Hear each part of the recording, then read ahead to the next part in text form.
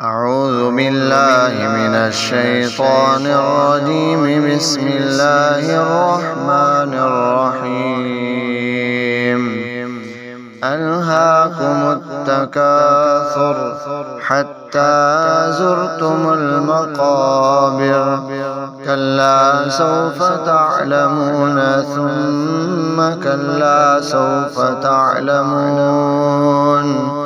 كلا لو تعلمون علم اليقين لترون الجحيم ثم لترونها عين اليقين ثم لتسألن يومئذ عن النعيم.